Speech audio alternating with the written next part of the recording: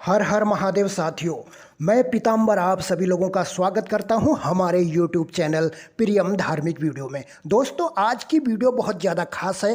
श्रावण महीना चल रहा है, ये पवित्र महीना चल रहा है। तो इस पवित्र महीने में आज हम बात करने वाले हैं 16 सोमवार व्रत कथा के बारे में। तो इस वीडियो में हम जानेंगे 16 सोमवार की व्रत कथा क्या है, इसमें क्या पूजन सामग्री यूज करनी चाहिए और इस व्रत करने की क्या विधि है।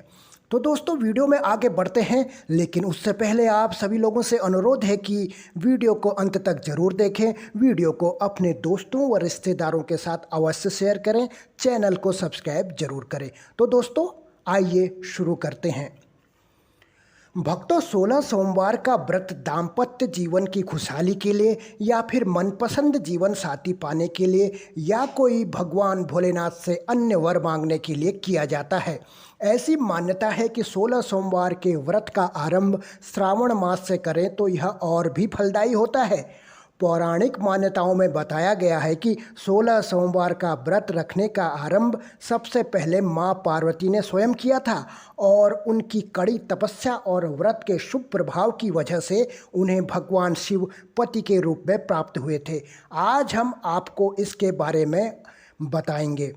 तो दोस्तों, सबसे पहले जान लेते हैं 16 सोमवार के व्रत की पूजा सामग्रियां क्या क्या हैं।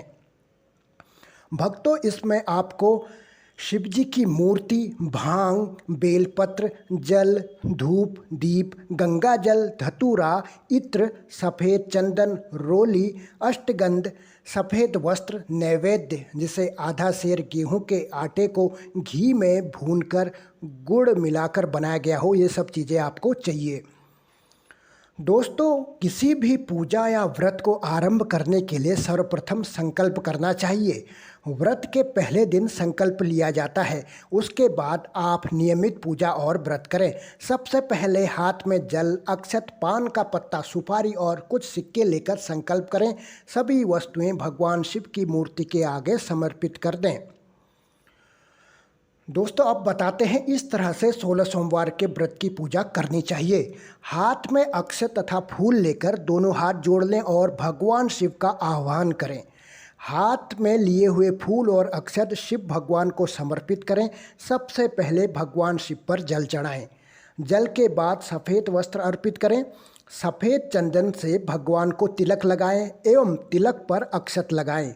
सफ़ेद पुष्प, धतूरा, बेलपत्र, भांग एवं पुष्पमाला अर्पित करें। अष्टगंध, धूप अर्पित कर दीप दिखाएं। भगवान को भोग के रूप में ऋतुफल या वेल और नैवेद्य अर्पित करें। भक्तों, 16 सोमवार का व्रत साधारणतया श्रावण मास में आरंभ करना चाहिए। व्रत रखने वाले स्त्री पुरुष को चाहिए कि सोमवार को प्रातःकाल काले तिल का तेल लगाकर स्नान करें, विधि पूर्वक शिव जी का पूजन करें। शिव जी के मंत्र ओम नमः शिवाय का जाप करते हुए षोडशोपचार पूजन करें। इन्हीं मंत्रों का अपने सामर्थ्यानुसार हवन करें। सोमवार के व्रत को 16 सोमवार तक करें, फिर उद्यापन करें। इस व्रत के प्रभाव से सभी प्रकार के सुखों की प्राप्ति होती है। सोमवार का व्रत साधारणतया दिन के तीसरे पहर तक होता है। व्रत में फलाहार या पारायण का कोई खास नियम नहीं है, किंतु यह आवश्यक है कि केवल एक ही समय भोजन करना चाहिए। सोमवार के व्रत में भगवान शंकर तथा पार्वती जी का पूजन करना चाहिए। सोमवार के व्रत वैसे 3 तरह के हैं: साधारण सोमवार, सौम्य प्रदोष और 16 सोमवार। पूजन विधि तीनों की एक जैसी है। शिव पूजन के पश्चात कथा सुननी चाहिए। लेकिन दोस्तों, आज की वीडियो में हम बात करने वाले हैं 16 सोमवार व्रत कथा के बारे में। तो आइए 16 सोमवार के व्रत कथा को आरंभ करते हैं। तो दोस्तों, एक बार बोलिए ओम नमः शिवाय, ओम उमा महेश्वराय नमः। अथ श्री 16 सोमवार व्रत कथा। मृतलोक में भ्रमण करने की इच्छा करके एक समय श्री भूतनाथ भगवान भोलेनाथ माता पार्वती के साथ मृतलोक में पधारे। भ्रमण करते करते दोनों विदर्भ देशांतर्गत अमरावती नाम की अति रमणीय नगरी में पहुँचे।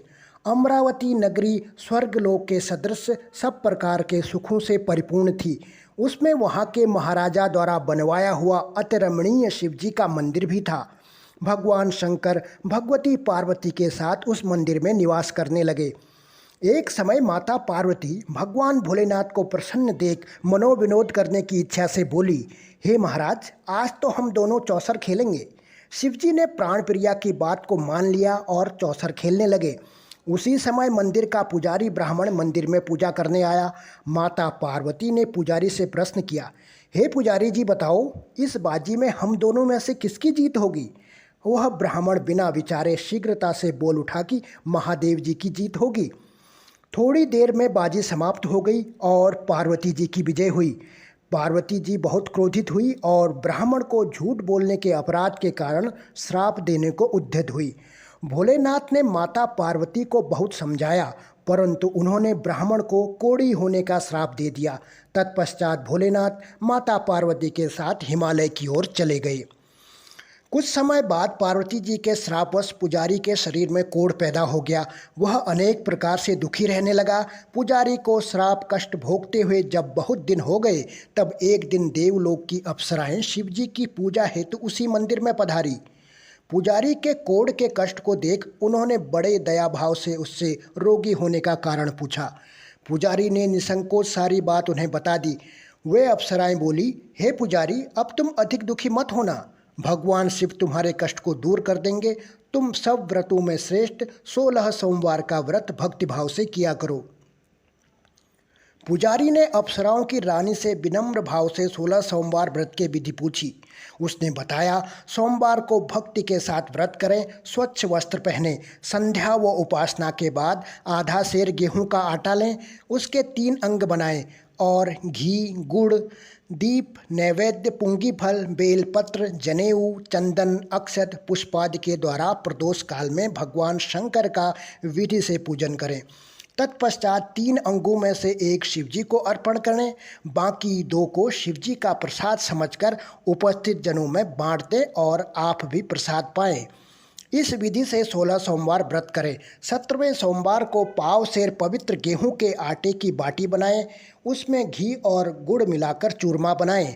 भगवान भोलेनाथ को भोग लगाकर उपस्थित भक्तों में बांटें। इसके बाद कुटुंब सहित प्रसाद लें तो शिव जी की कृपा से उसके सभी मनोरथ पूर्ण हो जाते हैं। ऐसा कहकर सभी अप्सराएं स्वर्ग को चली गई। ब्राह्मण ने यथाविधि से 16 सोमवार का व्रत किया तथा भगवान शिव की कृपा से रोग मुक्त होकर आनंद से रहने लगा। कुछ दिन बाद शिवजी और पार्वती जी फिर से उस मंदिर में पधारे। ब्राह्मण को निरोगी देख माता पार्वती ने ब्राह्मण से रोग मुक्त होने का उपाय पूछा तो ब्राह्मण ने 16 सोमवार व्रत की कथा सुनाई। पार्वती जी अति प्रसन्न हो ब्राह्मण से व्रत की विधि पूछकर स्वयं इस व्रत करने को तैयार हुई। व्रत के प्रभाव से उनके रूठे हुए पुत्र कार्तिकेय स्वयं माता के आज्ञाकारी हुए। कार्तिकेय जी को अपना यह विचार परिवर्तन का रहस्य जानने की इच्छा हुई। वह माता से बोले, हे माता, आपने ऐसा कौन सा उपाय किया जिससे मेरा मन आपकी ओर आकर्षित हुआ? पार्वती जी ने वही 16 सोमवार व्रत की कथा उनको सुनाई।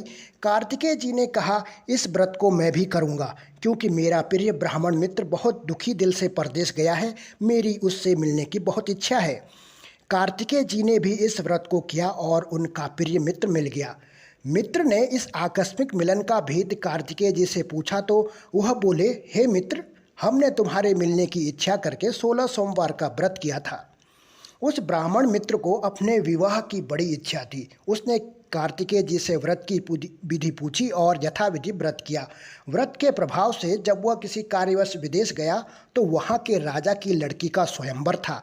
राजा ने प्रण किया था कि जिस व्यक्ति के गले में सब प्रकार से श्रृंगारित हथनी माला डालेगी, मैं उसी के साथ अपनी प्यारी पुत्री का विवाह कर दूंगा।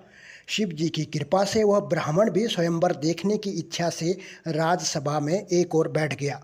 नियत समय पर हथनी आई और उसने जयमाला उस ब्राह्मण के गले में डाल दी। राजा ने अपनी प्रतिज्ञा के अनुसार बड़ी धूमधाम से अपनी कन्या का विवाह उस ब्राह्मण के साथ कर दिया। ब्राह्मण सुंदर राजकन्या पाकर सुख से जीवन व्यतीत करने लगा।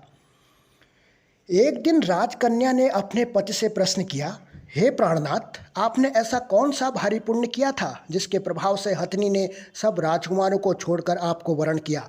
ब्राह्मण बोला, हे प्राणप्रिय, मैंने अपने मित्र कार्तिकेय जी के कथनानुसार 16 सोमवार का व्रत किया था, जिसके प्रभाव से मुझे तुम जैसी स्वरूपवान पत्नी की प्राप्ति हुई है। व्रत की महिमा सुन राजकन्या को आश्चर्य हुआ। वह भी पुत्र की कामना करके व्रत करने लगी। शिवजी की दया से उसके गर्भ से एक अति सुंदर, सुशील, धर्मात्मा और विद्वान पुत्र उत्पन्न हुआ। माता पिता दोनों उस देवपुत्र को पाकर अति प्रसन्न हुए और उसका लालन पालन भली प्रकार से करने लगे। जब पुत्र कुछ समझदार हुआ तो एक दिन उसने अपनी माता से प्रश्न किया, हे माँ, तुमने कौन सा व्रत एवं तप किया था जो मेरे जैसा पुत्र तुम्हारे गर्भ से उत्पन्न हुआ? माता ने 16 सोमवार व्रत की विधि पुत्र को बताई। पुत्र ने सब प्रकार के मनोरथ पूर्ण करने वाले सरल व्रत को सुना तो वह भी राज्याधिकार पाने की इच्छा से हर सोमवार को यथाविधि यह व्रत करने लगा। व्रत शुरू होने के बाद एक देश के वृद्ध राजा के दूतों ने आकर उसको राजकन्या के लिए वरण किया। राजा ने अपनी पुत्री का विवाह ऐसे सर्वगुण संपन्न ब्राह्मण युवक के साथ करके बड़ा सुख प्राप्त किया। वृद्ध राजा के दिवंगत हो जाने पर इसी ब्राह्मण युवक को सिंहासन पर बैठाया गया, क्योंकि दिवंगत राजा के कोई पुत्र नहीं था। राज्य का उत्तराधिकारी होकर भी वह ब्राह्मण पुत्र 16 सोमवार का व्रत करता रहा।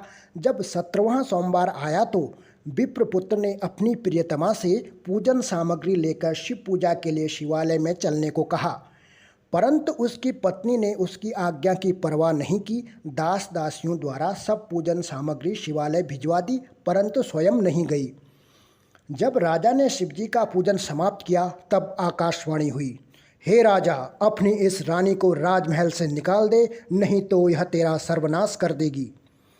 आकाशवाणी सुनकर राजा के आश्चर्य का ठिकाना नहीं रहा। उसने मंत्रणा गृह में आकर अपने सभासदों को बुलाकर पूछा, हे मंत्रियों, आज मुझे शिवजी की आकाशवाणी हुई है कि राजा तू अपनी इस रानी को निकाल दे, नहीं तो ये तेरा सर्वनाश कर देगी। राज्य के मंत्री तथा सभासद आदि सब विस्मय और दुख में डूब गए, क्योंकि जिस कन्या के कारण राज्य मिला है, राजा उसी को निकालने का जाल रच रहा है। यह कैसे संभव हो सकेगा?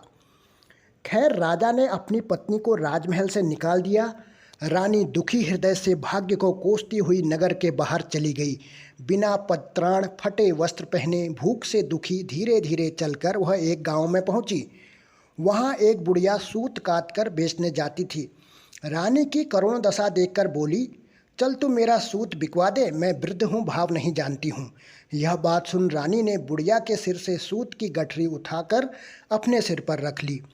थोड़ी देर बाद आंधी आई और बुढ़िया का सूत पोटली सहित उड़ गया। बेचारी बुढ़िया पछताती रह गई और रानी को अपने से दूर रहने को कहा। इसके बाद रानी एक तेली के घर गई। शिवजी के प्रकोप के कारण तेली के सब मटके उसी क्षण चटक गए। तेली ने भी रानी को अपने घर से निकाल दिया। अत्यंत दुख पाती हुई रानी एक नदी के तट पर गई तो नदी का समस्त जल सूख गया। तत्पश्चात रानी एक वन में गई। वहां जाकर सरोवर में सीढ़ी से उतरकर पानी पीने गई। उसके हाथ का स्पर्श होते ही सरोवर का नील कमल के सदृश जल असंख्य कीड़ों से युक्त होकर गंदा हो गया। रानी ने भाग्य पर दोषारोपण करते हुए उस जल को ही पीकर पेड़ की शीतल छाया में विश्राम करना चाहा, परंतु रानी जिस पेड़ के नीचे भी जाती उस पेड़ के पत्ते तत्काल गिर जाते। वन सरोवर जल की ऐसी दशा देख गौ चराने वाले ग्वालों ने अपने गुसाई जी से, जो उस जंगल में स्थित मंदिर में पुजारी थे, यह बात बताई। गुसाई जी के आदेशानुसार ग्वाले रानी को पकड़ गुसाई जी के पास लाए। रानी की मुख कांति और शरीर शोभा देख गुसाई जी जान गए कि यह अवश्य ही कोई विधि या गति की मारी कुलीन स्त्री है। पुजारी ने रानी से कहा कि पुत्री, मैं तुमको अपनी पुत्री के समान रखूंगा, तुम मेरे आश्रम में ही रहो, मैं तुमको किसी प्रकार का कष्ट नहीं होने दूंगा। गुसाई जी के वचन सुनकर रानी को धीरज हुआ, वह आश्रम में रहने लगी। रानी जो भोजन बनाती उसमें कीड़े पड़ जाते, जल भर कर लाती उसमें भी कीड़े पड़ जाते। रानी की यह दशा देख गुसाई जी बहुत दुखी हुए और रानी से बोले, हे बेटी, तुम्हारे ऊपर कौन से देवता का प्रकोप है जिससे तुम्हारी ऐसी दशा है? पुजारी की बात सुन रानी ने शिवजी महाराज के पूजन का बहिष्कार करने की बात बताई तो पुजारी ने शिवजी महाराज की अनेक प्रकार से स्तुति करते हुए रानी से बोले कि पुत्री, तुम सब मनोरथ पूर्ण करने वाले 16 सोमवार के व्रत को करो, उसके प्रभाव से ही तुम अपने कष्टों से मुक्त हो सकोगी। गोसाई जी की बात मानकर रानी ने 16 सोमवार व्रत किए और 17वें सोमवार को विधि विधान सहित पूजन किया। उस पूजन के प्रभाव से राजा के हृदय में विचार उत्पन्न हुआ कि रानी को गए बहुत समय व्यतीत हो गया, न जाने कहाँ कहाँ भटकती होगी, उसे ढूंढना चाहिए। यह सोच रानी को तलाश करने के लिए राजा ने चारों दिशाओं में दूत भेजे। वे दूत रानी को ढूंढते हुए पुजारी के आश्रम में पहुँचे। वहाँ रानी को पाकर पुजारी से रानी को अपने साथ ले जाने का आग्रह करने लगे, परंतु पुजारी ने मना कर दिया। दूत चुपचाप लौट आए और महाराज को रानी का पता बतलाया। रानी का पता पाकर राजा स्वयं पुजारी के आश्रम में गए और पुजारी से प्रार्थना करने लगे, महाराज, जो देवी आपके आश्रम में रहती है वो मेरी पत्नी है। शिवजी के कोप से मैंने इसको त्याग दिया था। अब इस पर से शिवजी का प्रकोप शांत हो गया है, इसलिए मैं इसे लेने आया हूँ। आप इसको मेरे साथ जाने की आज्ञा दीजिए। गोसाई जी ने राजा के वचन को सत्य समझकर रानी को राजा के साथ जाने की आज्ञा दे दी। गोसाई जी की आज्ञा पाकर रानी प्रसन्न होकर राजा के साथ नगर में आई। नगरवासियों ने नगर के द्वार तथा नगर की तोरण एवं वंदनवारों से सजाया। घर घर में मंगल गान होने लगे। पंडितों ने विविध वेद मंत्रों का उच्चारण कर अपनी राजरानी का स्वागत किया। ऐसी अवस्था में रानी ने पुनः अपनी राजधानी में प्रवेश किया। महाराज ने ब्राह्मणों को अनेक तरह से दान आदि देकर संतुष्ट किया। याचकों को धन धान्य दिया। नगरी में स्थान स्थान पर सदाव्रत खुलवाए, जहां भूखे लोगों को भोजन मिलता था। इस प्रकार से राजा शिवजी की कृपा का पात्र हो राजधानी में रानी के साथ अनेक तरह के सुखों को भोग करता हुआ सोमवार का व्रत करने लगा। विधिवत शिव पूजन करते हुए इस लोक में अनेक सुखों को भोगने के पश्चात अंत में दोनों शिवपुरी को पधारे। जो मनुष्य मनसा वाचा कर्मणा भक्ति सहित 16 सोमवार का व्रत एवं पूजन इत्यादि विधिवत करता है, वह इस लोक में समस्त सुखों को भोगकर अंत में शिवधाम को प्राप्त होता है। यह व्रत सब मनोरथों को पूर्ण करने वाला है। इति श्री 16 सोमवार व्रत कथा। ओम नमः शिवाय। ओम उमा महेश्वराय नमः। तो दोस्तों, ये थी 16 सोमवार की व्रत कथा। आइए अब सोमवार की आरती कर लेते हैं। आरती करत जनक कर जोरे, बड़े भाग्य राम जी घराए मोरे। जीत स्वयंवर धनुष चढ़ाए, सब भुवन के गर्व मिटाए। तोरी पिनाक किए दुई खंडा, रकुल हर्ष रावण मन शंका। आए सीता लिए संग सहेली, हरष निरख वरमाला कर मेली। गजमोतियन के चौक फुराए, कनक कलश भरी मंगल गाए। कंचन थार कपूर की बाती, सुर नर मुनिजन आए बराती। फिरत भावरी बाजे बाजे, सिहा सहित रघुबीर बिराजे। धन धन राम लखन दो भाई, धन धन दशरथ कौसल्या माई। राजा दशरथ जनक विदेही, भरत शत्रुघ्न परम सनेही। मिथिलापुर में बजत बधाई, दास मुरारी स्वामी आरती गाई। आरती संपन्न हुई। तो दोस्तों, ये थी आज की वीडियो। आशा करता हूँ वीडियो आपको पसंद आई होगी। दोस्तों, इसी तरह की धार्मिक वीडियो देखने के लिए हमारे चैनल को सब्सक्राइब जरूर करें। वीडियो को अपने दोस्तों व रिश्तेदारों के साथ अवश्य शेयर करें, क्योंकि दोस्तों अच्छी बातें सभी तक पहुँचनी चाहिए। तो अनुमति दीजिए अपने दोस्त पीताम्बर को। मिलते हैं अगली वीडियो में, तब तक के लिए हर हर महादेव।